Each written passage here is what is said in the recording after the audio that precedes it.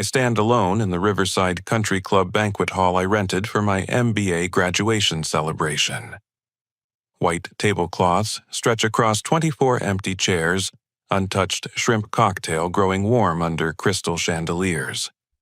My phone buzzes with a text from my sister Jessica. "We're in Paris. Nobody cares about your graduation dinner." My cousin Brandon adds, "Oh, and your $28,000 savings covered our tickets. Thanks."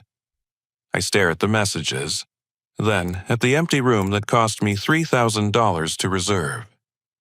The silence echoes off marble walls as I whisper one word that will change everything: good. The country club's grandfather clock chimes 7:30, and I'm still the only person in this magnificent room. Crystal glasses catch the light from the chandeliers overhead, creating tiny rainbows on the pristine white tablecloths I personally selected 3 weeks ago. Each place setting represents someone I believed cared about my achievement, someone I thought would want to celebrate the completion of my MBA at Northwestern University. 3 months ago, I was the family's golden boy working part-time at Henderson Properties while maintaining a 4.0 grade average.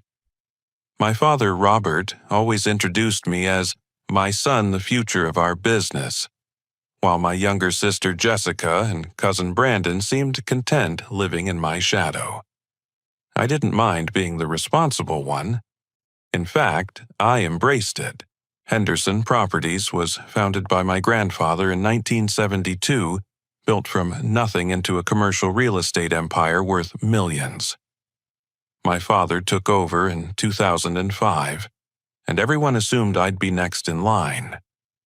For 2 years, I'd been saving every penny from my part-time salary and weekend consulting gigs, building a nest egg to buy into the family partnership after graduation.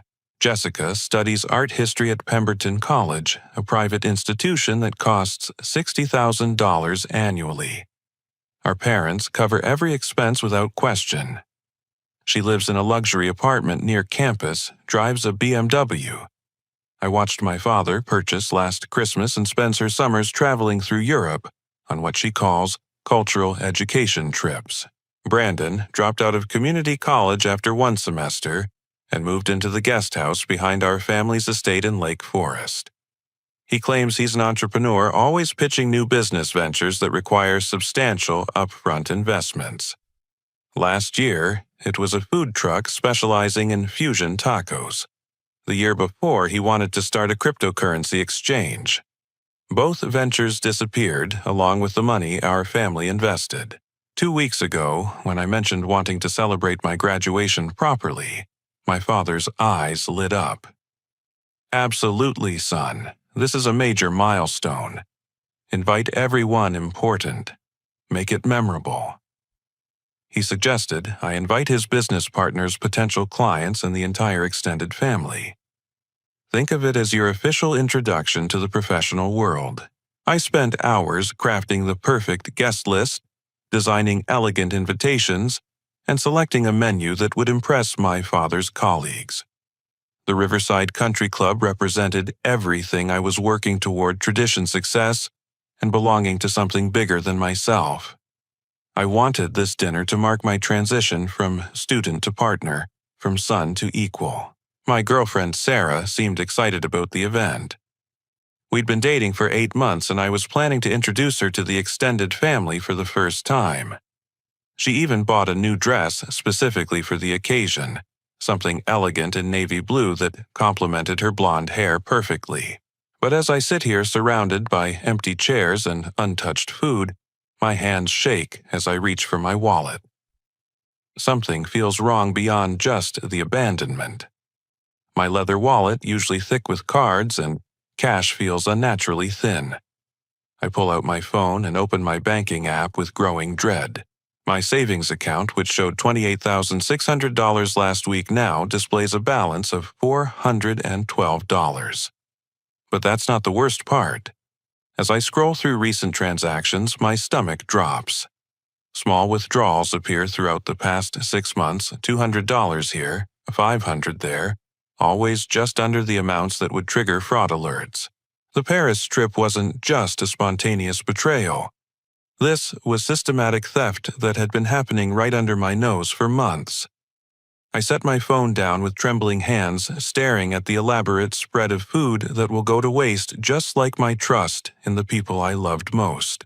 I dial the fraud hotline for First National Bank, my hands still shaking as I sit alone among the elegant table settings.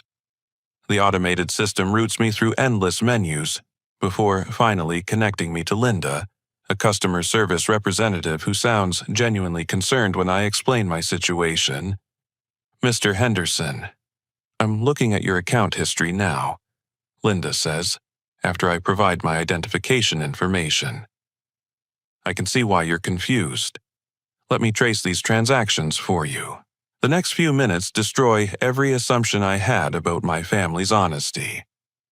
Linda explains that my sister Jessica was added as an authorized user on my savings account when I turned 18. Supposedly for emergency purposes. According to the bank's records, my father, Robert, set up this arrangement to help Mac learn financial responsibility by having family oversight. The withdrawals began small. Linda continues. $50 in January, then gradually increased. Most stayed under $500, which explains why you didn't receive notifications. Your sister has been making these withdrawals consistently for 18 months. 18 months. While I worked double shifts at the family business, while I studied late into the night, while I saved every dollar for my future partnership, Jessica was quietly draining my accounts to fund her lifestyle. The food truck Brandon claimed he was financing with his own savings, the cryptocurrency venture that required a $10,000 investment. All funded with my money. There's another concern, Linda adds hesitantly. I'm seeing credit card charges linked to your account from someone named Brandon Henderson. These appear to be international transactions from the past week totaling approximately $15,000. My cousin hasn't just stolen money for a European vacation. He's been using a credit card somehow connected to my financial accounts, running up charges I'll be responsible for. The Paris trip that Jessica and Brandon claimed cost $28,000 actually totals over $43,000 when I include Brandon's separate credit card spending. I thank Linda and hang up, then sit in my car in the country club parking lot, trying to process the magnitude of this betrayal. My family didn't just abandon my graduation dinner on a whim. They planned this theft carefully, using my own money to fund their escape while leaving me alone with the bills and the humiliation. I drive to Henderson Properties needing answers from my father. The building sits dark against the evening sky, but I have a key and know the security code. Inside my father's office, I flip on the lights and immediately notice financial documents scattered across his mahogany desk, unusual for someone who typically keeps everything filed precisely. The papers tell a story I never suspected. Henderson Properties is drowning in debt. The last 3 major deals fell through, leaving the company with massive obligations and no revenue to cover them. Construction loans are in default. Client payments are months overdue. The business I thought I'd be joining as a partner is actually a failing enterprise being kept afloat through increasingly desperate measures. But the worst discovery sits in a manila folder labeled Trust Fund Management. My grandfather established a substantial trust for my education and future partnership in the business. According to these documents, my father has been using that money to cover Henderson Properties' operating expenses for the past 2 years. The account that should contain over $200,000 now shows a balance of $37,000. I find printed emails between my father and Jessica discussing how to manage Mac's expectations about joining the partnership. One email from Jessica dated 3 weeks ago reads, "He's getting suspicious about the money. Maybe we should let him buy in for a small percentage, just enough to feel important, while we figure out how to fix the bigger problems." Another email from my father responds, "Absolutely not. If he discovers the trust fund situation, he'll have legal grounds to audit the entire business." We need him focused on school until we can stabilize things. The Paris trip will buy us time. They never intended to let me become a real partner. They needed my money to keep their failing business alive while keeping me ignorant of the true situation. My years of hard work, my careful savings, my dreams of building something meaningful with my family were never part of their plans. My phone buzzes with a text from my girlfriend, Sarah. "Sorry, I couldn't make dinner tonight. Jessica called and said you canceled because of a family emergency in Europe. Hope everything's okay with Brandon and Jessica. Call me when you get back." The lies extend even to Sarah. My sister called her directly to ensure she wouldn't show up at the dinner, making my humiliation complete. Not only did they steal my money and abandon my celebration, they actively deceived my girlfriend to guarantee I'd be sitting alone in that banquet hall. I lock up the office and drive home through the quiet streets of Lake Forest, passing houses where families probably sit down for honest dinners together, where children don't steal from their siblings, and parents don't embezzle from trust funds. The family estate looks peaceful in the moonlight, its manicured lawns and Georgian architecture suggesting stability and tradition that apparently exist only on the surface. I sit in my Jeep Cherokee outside Henderson Properties for nearly an hour, staring at the building that represents 3 generations of my family's work. The weight of what I've discovered presses against my chest like a physical force. My father isn't just a bad businessman making poor decisions. He's a criminal who's been systematically stealing from client accounts and family trusts. My sister and cousin aren't just selfish and thoughtless. They're accomplices in a conspiracy that could destroy lives. My phone shows 11:47 p.m. as I finally dial the credit card company's 24-hour fraud line. The customer service representative, a patient woman named Carol, walks me through the process of reporting the cards used by Jessica and Brandon as stolen. Within minutes, those cards are deactivated, leaving them stranded in Paris with no access to my money. Next, I call the bank and remove Jessica as an authorized user on all my accounts. The process requires additional verification since she's been on the accounts for so long, but Linda from earlier has flagged my case as high priority. Every automatic payment I've been covering for my family gets canceled. Jessica's tuition payments, Brandon's car loan, the insurance on his vehicle, and the monthly allowance I've been providing for their expenses. But these immediate actions feel insufficient given the scope of their betrayal. I need legal advice and I know exactly who to call. William Hartwell handled my grandfather's estate planning and still serves as the family attorney for trust-related matters. Despite the late hour, I dial his emergency number. Mac. William's voice sounds concerned but alert. What's happened? I explain everything I've discovered from the stolen savings to the failing business to the depleted trust fund. William listens without interruption, occasionally asking for specific details about dates and amounts. When I finish, he's quiet for several long moments. "Your grandfather suspected this might happen," William finally says. "He was brilliant but not naive. He built protection into your trust that your father doesn't know about."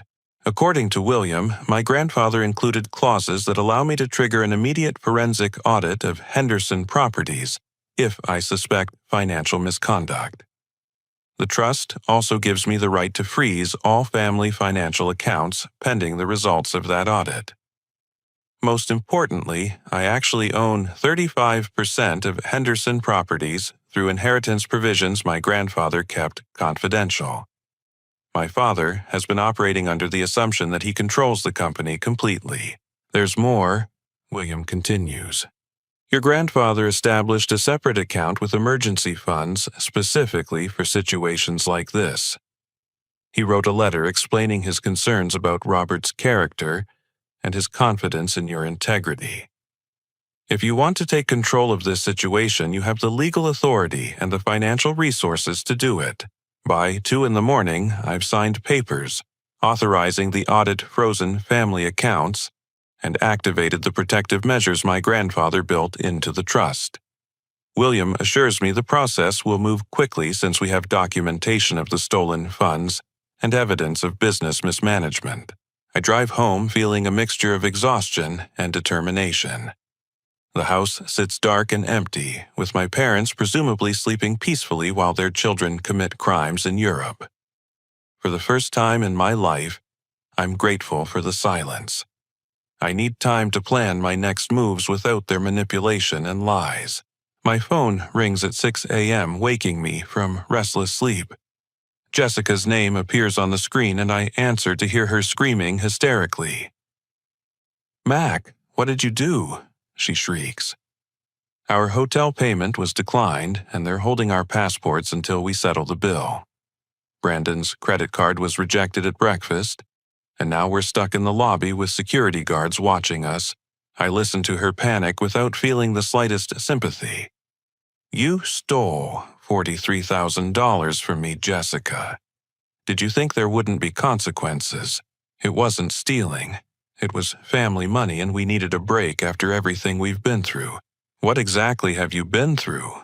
I ask. "Free college education, free housing, free car, free everything while I worked and saved for years." She hangs up, but within minutes, Brandon calls from what sounds like a busy police station. His usual confident swagger has been replaced by genuine fear. "Dude, they repossessed my car during a traffic stop," he says. "The loan company said the payments stopped and they had a court order. I'm at the police station trying to figure out how to get home. But my wallet's in the car and I don't have money for a cab." I explain the same thing to Brandon that I told Jessica actions have consequences and their actions were theft. But before I can hang up, my father's number appears on the screen. "Mac, we need to talk." Robert's voice sounds strangely calm, almost relieved. "I'm at the office. Can you come in?" When I arrive at Henderson Properties, I find my father sitting in his office with his head in his hands, surrounded by the financial documents I'd seen the night before. He looks up when I enter, and I'm startled to see tears in his eyes. "I'm glad you found out," he says quietly. "I've been drowning for 2 years, and I didn't know how to tell you." The conversation that follows destroys my remaining assumptions about my family. Robert admits that Henderson Properties owes $800,000 to clients whose money was supposed to be held in escrow for property purchases. He's been using newer clients' deposits to pay older clients, creating a classic Ponzi scheme that gets more desperate with each passing month. "The Paris trip was Jessica's idea," he explains. "She said if we could keep you distracted for another few weeks, she'd help us figure out a solution. Your mother knows everything, Mac. She's been helping me move money between accounts to buy time. My mother, Patricia, who taught me about honesty and integrity, who made me promise never to lie or cheat, has been forging client signatures and falsifying documents to cover up their crimes. The woman I trusted more than anyone in the world has been planning to frame me for their theft. We were going to blame you for the missing money," Robert continues. "Make it look like you had a gambling problem or drug addiction." Jessica had documentation ready to support the story. "We thought if we could make you the scapegoat, the rest of us could start over somewhere else." I stare at my father, this man I've spent 24 years trying to impress, and realize I don't know him at all. The successful businessman was an illusion. The loving father was a performance. The family legacy was built on lies that started long before I was old enough to understand. But as we sit in his office discussing the full extent of their betrayal, my phone rings with Jessica's number. This time, she's not screaming about declined credit cards. She's whispering frantically, and I can hear genuine terror in her voice. "Mac, someone's following us," she says. "These men approached Brandon at a cafe and said they know about Henderson Properties. They want to meet about business opportunities, but something feels wrong. They know details about our family that strangers shouldn't know. I realize our family's crimes have attracted attention from dangerous people who may not be interested in legal remedies." Jessica and Brandon might be facing consequences far worse than frozen credit cards and repossessed cars. My father's office suddenly feels like a war room as I process Jessica's terrified phone call. The men following them in Paris aren't random criminals. They know specific details about Henderson Properties, which means our family's financial crimes have attracted the attention of organized criminals who view the missing escrow funds as a business debt. Who are the clients whose money you stole? I ask Robert, my voice steady, despite the gravity of the situation. My father's face goes pale as he shuffles through the client files on his desk. Most of them are local businesses and private investors, but there's one account that's been particularly problematic. He pulls out a thick folder labeled Meridian Holdings, LLC. Meridian Holdings invested $400,000 through Henderson Properties for a commercial real estate deal that never materialized. According to the file, Meridian is owned by Viktor Kozlov, a Russian immigrant who made his fortune in import-export businesses. The file contains newspaper clippings suggesting Kozlov's businesses operate in legal gray areas with suspected connections to money laundering operations. How long has their money been missing? I ask. 14 months, Robert admits. Kozlov's representatives have been increasingly aggressive about demanding updates on their investment. Last month, they threatened to involve their own investigators if we didn't provide immediate results. I call William Hartwell and explain the new complication. Within an hour, he's in the office with us along with a private investigator named Thomas Reed, who specializes in international financial crimes. Reed explains that criminal organizations often use legitimate investments to launder money, then become extremely violent when those investments disappear. If Kozlov's people are tracking your family in Paris, they view this as a $400,000 debt that needs to be collected one way or another. Despite everything Jessica and Brandon have done to me, I can't let them face physical danger because of my father's crimes. But I also refuse to simply hand over money to criminals without getting something substantial in return. I'll help them, I tell Robert and William. But the family needs to understand that everything changes after this. No more lies, no more theft, no more treating me like a fool who exists to solve problems I didn't create. I wired $25,000 to a trusted contact in Paris, a former college roommate named David, who works for an international consulting firm. David agrees to help Jessica and Brandon get safely out of France and back to the United States. But the money comes with conditions. They have to follow David's instructions. Exactly, they can't contact any family members until they're back on American soil, and they must return home immediately without any additional European travel. While coordinating their rescue, I'm also working with William to implement my takeover of Henderson Properties. The forensic audit reveals the full extent of my father's mismanagement: $800,000 in missing client funds, $300,000 in unpaid business loans, and $200,000 stolen from my trust fund. The business is technically insolvent, but my grandfather's hidden assets provide enough capital to cover the debts if managed properly.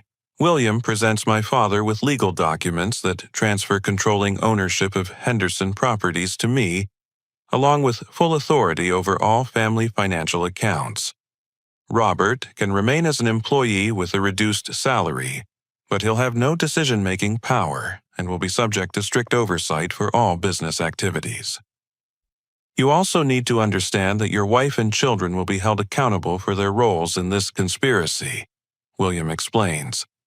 Mac is being extraordinarily generous by not pressing criminal charges, but the generosity depends on complete cooperation with the recovery process. 3 days later, Jessica and Brandon returned from Paris, chastened and humbled by their experience. Jessica's usual defiant attitude has been replaced by genuine remorse, while Brandon seems to finally understand that actions have consequences. They're both required to attend financial counseling sessions and submit to monthly account reviews to prevent future theft, but the most significant change comes from an unexpected source. Thomas Reed's investigation into Meridian Holdings reveals that Viktor Kozlov isn't just a criminal trying to recover stolen money. He's actually an undercover federal agent working on a long-term investigation into international money laundering operations. The missing $400,000 represents evidence in a federal case, not a debt to organized crime. Your father's theft inadvertently compromised an ongoing FBI investigation, Reed explains. But your cooperation in recovering the funds and providing documentation could help the Bureau complete their case against the real criminals. Agent Kozlov meets with us the following week, explaining that his investment in Henderson Properties was designed to track how criminal money moves through legitimate real estate transactions. My father's theft actually created an opportunity for the FBI to trace additional criminal activities they wouldn't have discovered otherwise. We're prepared to overlook the misappropriation of our investigative funds in exchange for your family's full cooperation with our investigation, Agent Kozlov explains. Your business records and client files could help us identify other money laundering operations throughout the Chicago area. Working with the FBI gives Henderson Properties credibility and protection while we rebuild the business legally. Agent Kozlov even recommends us to legitimate investors who are impressed by our willingness to cooperate with federal authorities and implement strict financial oversight. 6 months after that humiliating graduation dinner, Henderson Properties is operating with complete transparency, serving legitimate clients and building a reputation for ethical business practices. My father works as a senior sales associate under my supervision, earning back trust through consistent, honest behavior. My mother handles administrative tasks while attending therapy to address the psychological factors that led her to participate in financial crimes. Jessica has transferred from expensive Pemberton College to Northwestern University, where she's studying business administration while working part-time at Henderson Properties to repay her debt to me. Brandon completed an electrician training program I arranged and is starting his own legitimate contracting business with proper licensing and insurance. The transformation hasn't been easy, but it's been honest. For the first time in years, our family dinners include actual conversations instead of manipulation and lies. We're building relationships based on mutual respect rather than financial dependence. The morning after Jessica and Brandon's safe return from Paris, I'm reviewing financial statements in my new office when my phone rings with an international number. My stomach tightens, expecting more complications from their European misadventure. Mac Henderson. The voice has a slight Eastern European accent, professional, but somehow menacing. This is Mac. Who am I speaking with? My name is Viktor Kozlov.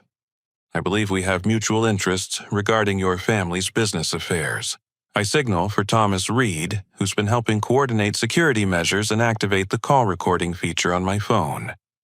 Reed nods approvingly as I continue the conversation. Mr. Kozlov, I understand you're a client of Henderson Properties. I'd be happy to discuss your account. Your family has been very creative with my investment, Mr. Henderson. $400,000 was entrusted to your father for a specific real estate venture. That money has been missing for 14 months. Kozlov's voice remains calm, but there's an underlying threat that makes my hands shake slightly. I'm talking to someone who tracks down stolen money for a living, and my family has made themselves targets through their criminal behavior. I'm aware of the situation with your account. I respond carefully. I've recently assumed control of the business, and am working to resolve all outstanding client obligations. Would you be available to meet and discuss a resolution? Very responsible of you, young man. However, I should mention that your sister and cousin were quite chatty during their recent European vacation.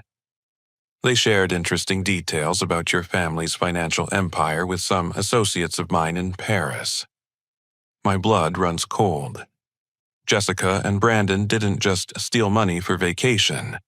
They compromised our family's security by bragging to strangers about our business potentially exposing us to criminals who now view Henderson Properties as a target for further exploitation.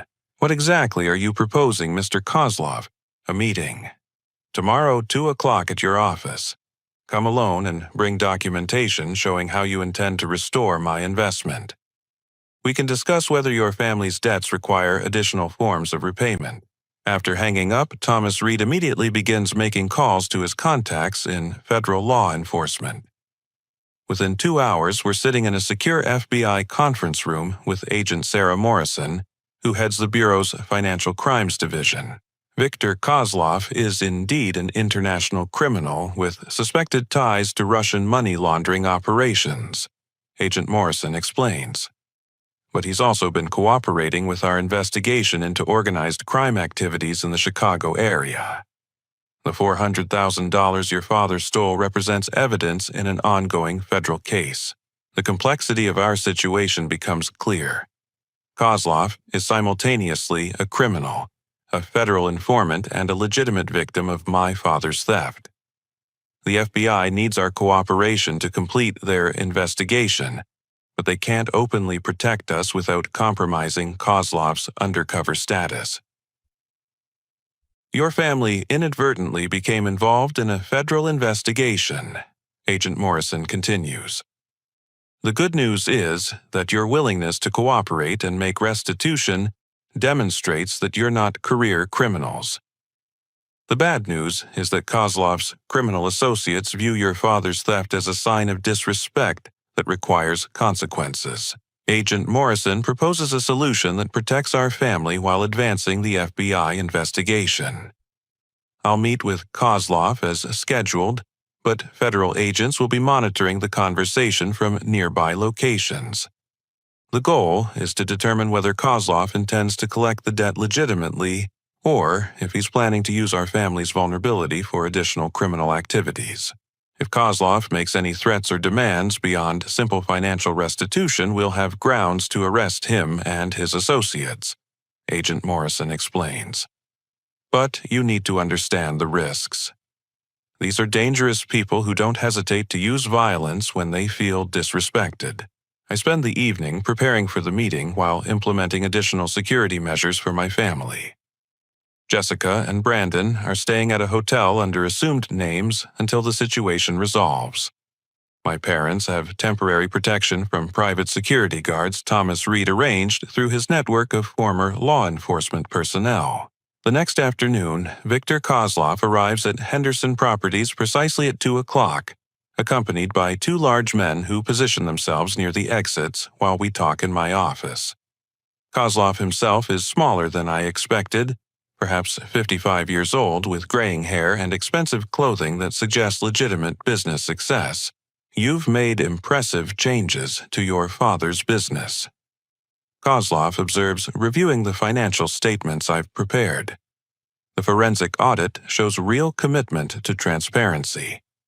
Most criminals simply disappear when their schemes collapse. I'm not a criminal, Mr. Kozlov. I'm trying to fix problems I didn't create while building an honest business. Kozlov studies me carefully, then opens a briefcase containing documents that surprise me completely. Instead of demands for immediate payment, he presents incorporation papers for a new company called Meridian Development LLC. I propose a partnership, Mr. Henderson. Your family's business has potential, but it lacks the international connections necessary for significant growth. My organization can provide capital and clients for legitimate real estate ventures with appropriate oversight to prevent future mismanagement. The offer is tempting but dangerous. Kozlov is essentially proposing to turn Henderson Properties into a front for money laundering operations disguised as legitimate business expansion. Accepting would solve our immediate financial problems while making us permanent criminals. I appreciate the offer. I respond, but Henderson Properties is committed to operating within legal boundaries. I'd prefer to repay your original investment and maintain our independence. Kozlov's expression doesn't change, but his associates shift slightly, hands moving toward concealed weapons. The temperature in the room seems to drop as he considers my rejection of his proposal. Independence is expensive, Mr. Henderson. Your family's debt represents more than money. It represents disrespect, carelessness, and damage to my reputation among business associates who expect reliable performance. Before I can respond, Kozlov's phone rings. He answers in rapid Russian, his voice becoming increasingly agitated. After hanging up, he turns back to me with what might be genuine concern. There's been a development that affects our negotiation. My associates in Europe report that your sister and cousin were not the only Americans making unusual financial claims in Paris last week. Someone has been impersonating members of your family attempting to access bank accounts and make large withdrawals using forged identification. The revelation adds another layer of complexity to our situation. Our family isn't just dealing with consequences from our own crimes.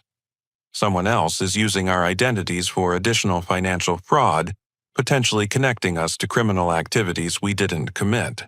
Who would have access to our personal information, I ask. Kozlov's answer chills me to the bone. Someone with inside knowledge of your family's financial situation and enough criminal connections to obtain professional forgeries. Someone who knows exactly how much money your family has stolen and from whom. As federal agents listening from outside prepare to intervene, I realize our family's financial crimes have attracted multiple layers of criminals who view us as both targets and opportunities. The graduation dinner that started this nightmare was just the beginning of a much larger and more dangerous situation. The FBI raid happened so fast that I barely have time to process what's occurring. Within seconds of Kozlov revealing the identity theft situation, federal agents storm into my office through multiple entrances, weapons drawn and commands echoing off the walls. Kozlov's associates surrender immediately, hands raised, while Kozlov himself sits calmly as if he's been expecting this moment. Mr. Henderson, step away from the desk. Agent Morrison commands, though her tone suggests I'm not in danger. Victor Kozlov, you're under arrest for conspiracy to commit money laundering and attempted extortion. As the agents secure the scene, Kozlov catches my eye and nods slightly.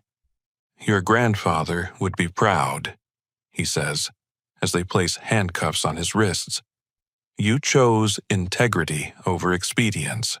Only later do I learn that Kozlov's arrest was planned from the beginning.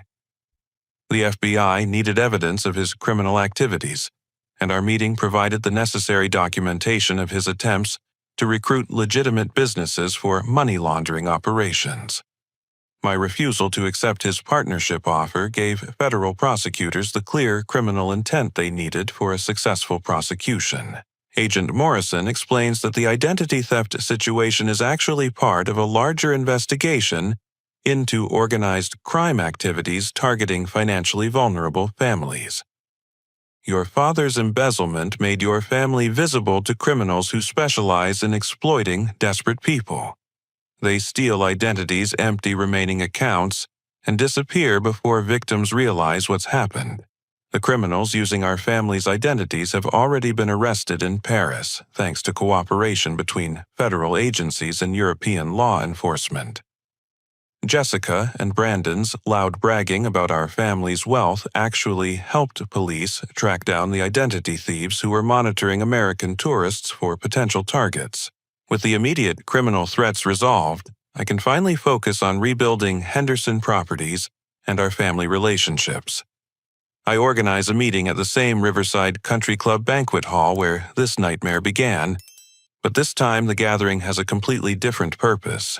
23 people attend the family meeting.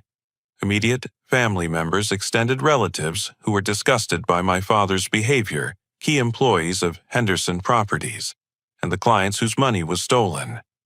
I've prepared a comprehensive presentation showing how we'll restore stolen funds, implement new safeguards, and rebuild the business with complete transparency. 6 months ago, I stood in this room alone, humiliated by family members who had stolen my money to fund their own selfishness. I begin. Tonight, we're here to discuss how we move forward as a family and a business built on honesty rather than deception. My father, Robert, stands and addresses the group first, his voice breaking as he describes the psychological pressures that led to his criminal behavior. I convinced myself that borrowing from client accounts was temporary, that I could replace the money before anyone noticed. But borrowing became stealing, and temporary became permanent. Mac saved our family from complete destruction by having the courage to face the truth.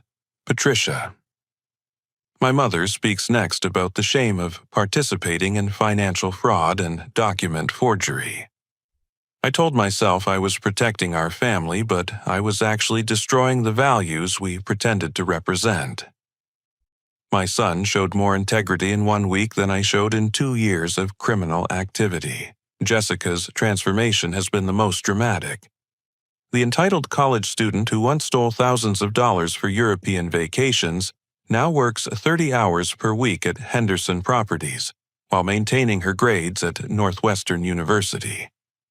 Mac could have let us face criminal charges or dangerous consequences in Paris, she tells the group. Instead, he risked his own safety to protect us, while demanding that we take responsibility for our choices. Brandon addresses his criminal behavior with genuine remorse I've never seen from him before. I spent years thinking I was entitled to other people's money because I had creative ideas that deserved funding. Mac taught me that creativity without integrity is just theft with extra steps. The clients whose money was stolen have an opportunity to speak about how the theft affected their businesses and families. Most express gratitude for the complete restitution we've provided, and several indicate they want to continue working with Henderson Properties under new management. David Wright, whose construction company lost $60,000 due to my father's theft, stands to address the group. What Mac accomplished here goes beyond making financial restitution. He demonstrated that business ethics aren't just abstract principles. They're practical foundations for building trust that creates long-term success. Agent Morrison, attending as a representative of federal law enforcement, confirms that the Henderson family's cooperation with the FBI investigation led to arrests of identity thieves, money launderers, and corrupt officials in multiple agencies. This family's willingness to accept responsibility and work toward restitution turned a criminal case into a public service that will protect other families from similar crimes. The evening concludes with signatures on legal documents that formalize the new structure of Henderson Properties. I maintain controlling ownership with authority to make all major decisions. My father serves as a senior sales associate with clearly defined limitations on his access to client funds. My mother handles administrative tasks under strict supervision.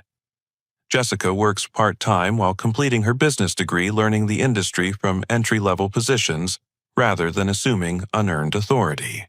Brandon's path has been different, but equally transformative. He completed electrician training through a program I funded, earned proper licensing and insurance, and established Bradley Electrical Services as a legitimate contracting business. His first major contract came through Henderson Properties, renovating our office building with completely honest billing and professional work quality. The most unexpected development comes 3 months after the family meeting. Sarah, my girlfriend who had been kept away from my graduation dinner through Jessica's lies, proposes a partnership that goes beyond our romantic relationship. She's completed her MBA in marketing and wants to help Henderson Properties expand into new markets while maintaining our commitment to ethical practices. I watched you handle the worst crisis imaginable with integrity and compassion, Sarah tells me as we walk through the rebuilt offices. I want to be part of what you're building both professionally and personally. Working together, we develop a 5-year plan for Henderson Properties that includes expansion into sustainable development projects, partnerships with minority-owned businesses, and a scholarship program for first-generation college students interested in real estate careers. The business my grandfather built, which my father nearly destroyed through criminal behavior, becomes a model for how family businesses can recover from ethical failures. The scholarship program holds special significance for me. Using money recovered from my father's theft, we established the Henderson Integrity Foundation, which provides financial assistance to young people who demonstrate commitment to honest leadership despite difficult circumstances. The first recipient is Maria Gonzalez, a community college student whose family lost their home due to predatory lending practices we help expose and prosecute. By the anniversary of my graduation dinner, Henderson Properties employs 37 people across 4 offices, maintains an impeccable reputation for honest dealing, and generates more revenue than the business ever achieved under my father's management. The success comes from strict ethical standards, transparent financial practices, and commitment to serving clients' interests rather than exploiting their trust. 1 year and 3 months after that devastating graduation dinner, I stand in the same Riverside Country Club banquet hall, but the scene couldn't be more different. This time, the room buzzes with genuine celebration as Henderson Properties receives the Illinois Business Ethics Council's Award for Outstanding Corporate Transformation. The crystal glasses reflect not just light from the chandeliers, but the faces of people who've watched our family choose redemption over revenge, integrity over expedience. Sarah moves gracefully between our guests, her engagement ring, catching the light as she discusses our upcoming expansion into sustainable housing development. We announced our engagement 3 months ago, and our relationship has become a model of the honest communication that now defines all aspects of my life. No secrets, no manipulation, no financial deception hiding behind claims of family loyalty. Ladies and gentlemen, I address the audience of business leaders, family members, and clients who now trust Henderson Properties with their most important investments. 13 months ago, I stood in this exact room alone and betrayed by people I loved most. Tonight, I stand here with genuine family and real friends who've earned their place in my life through honesty and mutual respect. My father, Robert, sits at a table near the back, wearing the same expression of quiet pride he used to fake when introducing me as his successor. But tonight, the pride is genuine, earned through a year of honest work, rebuilding trust, one client interaction at a time. He's become an excellent sales associate precisely because he can never again take shortcuts or manipulate situations to hide his failures. The real transformation began when I realized that betrayal, while painful, reveals everyone's true character. I continue, including your own. I could have chosen revenge legal prosecution, or simply walked away from people who hurt me. Instead, I chose to demand better from them, while still loving them through their failures. Jessica stands near the front of the room, holding the business degree she earned through evening classes while working full-time to repay her debt. She's been promoted to Client Relations Coordinator, a position she earned through demonstrated competence rather than family connections. Her biggest achievement isn't the degree or promotion, but the quiet confidence that comes from knowing she's building something real rather than living off other people's work.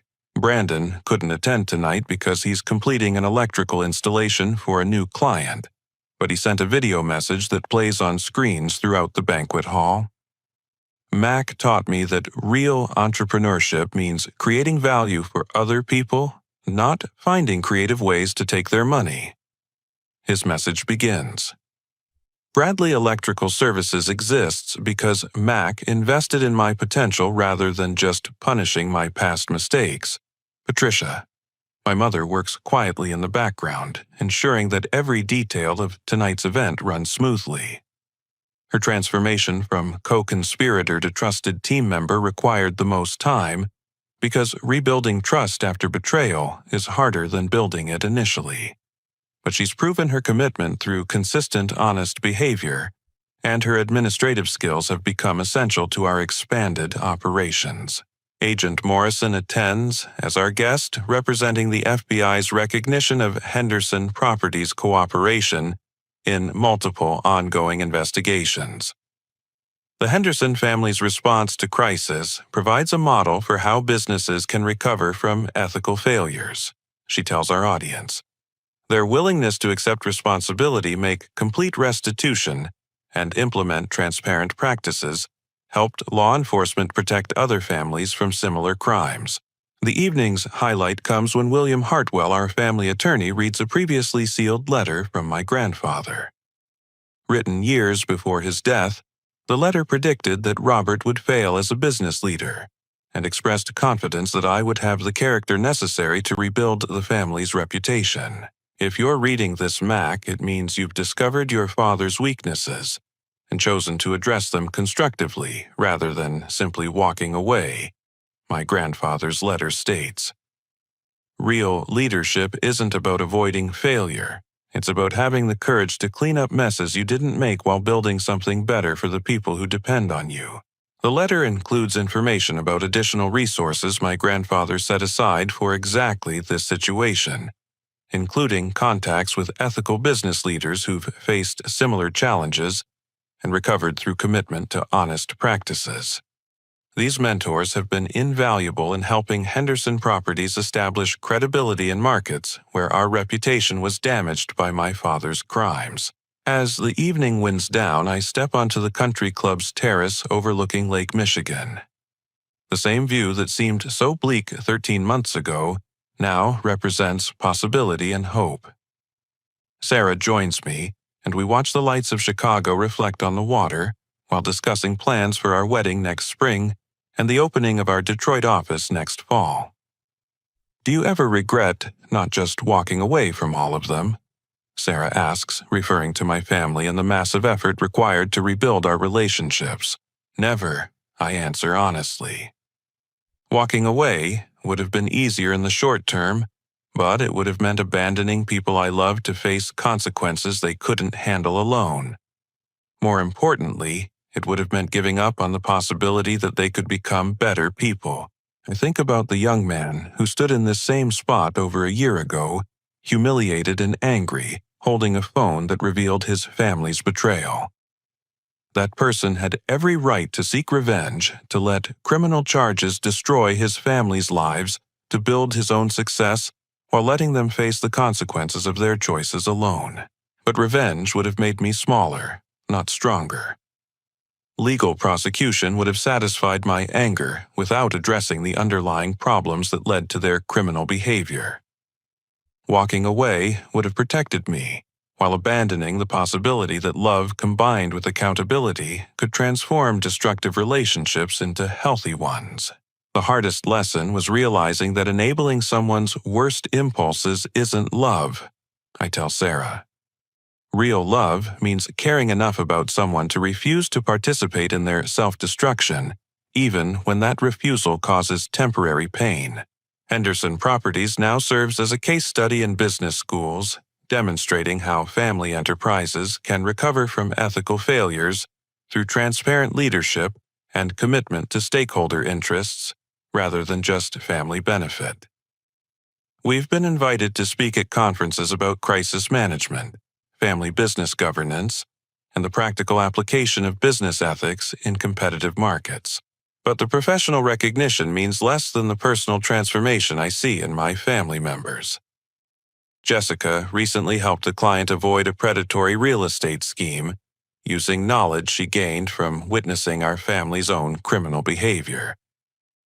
Brandon's electrical business has expanded to employ 6 people, and he's become a mentor for other young entrepreneurs who want to build legitimate companies rather than seeking quick profits through questionable methods. My parents attend marriage counseling to address the communication patterns that enabled their criminal conspiracy. They've learned to have honest conversations about financial pressures, business challenges, and family responsibilities, instead of creating elaborate deceptions to avoid temporary discomfort. The most meaningful change is that our family dinners now include real conversations instead of manipulation disguised as affection. We discuss actual problems and celebrate genuine achievements. We disagree openly rather than pretending agreement while secretly undermining each other. We've become a real family instead of just people related by genetics and financial dependence. As Sarah and I return to the banquet hall for final conversations with our guests, I'm reminded that this story began with betrayal, but ends with redemption. Not the Hollywood version where everyone is perfectly healed and all problems disappear, but the real-world version where people do hard work to become better versions of themselves. The young man who whispered "good" in an empty banquet hall over a year ago thought he was preparing for revenge. Actually, he was preparing for the most challenging and rewarding experience of his life. Learning that love combined with accountability can transform broken relationships into something stronger than they were before the damage occurred. Tonight, as I look around this room filled with people who've earned their place through honest effort and mutual respect, I understand that my family's betrayal was actually a gift. It forced me to choose between becoming bitter or becoming better. It revealed character I didn't know I possessed. It gave me the opportunity to build a life based on integrity rather than just inheritance. The country club's grandfather clock chimes 11:30, marking the end of an evening that celebrates not just business success, but the triumph of choosing hope over hatred when faced with the worst possible betrayal from the people we love most. Have you ever faced a moment when someone you trusted completely betrayed that trust in a way that changed everything you believed about your relationship? How did you choose to respond? And what did that choice teach you about your own character? I'd love to hear your thoughts in the comments below. And if this story resonated with you, please hit the like button to let me know. Don't forget to subscribe for more stories about overcoming life's biggest challenges, and share this with someone who might need to hear that betrayal doesn't have to define your future. Thank you for listening to this journey from humiliation to redemption, and remember that the greatest victories often come from choosing to build something better rather than just tearing down what hurt you.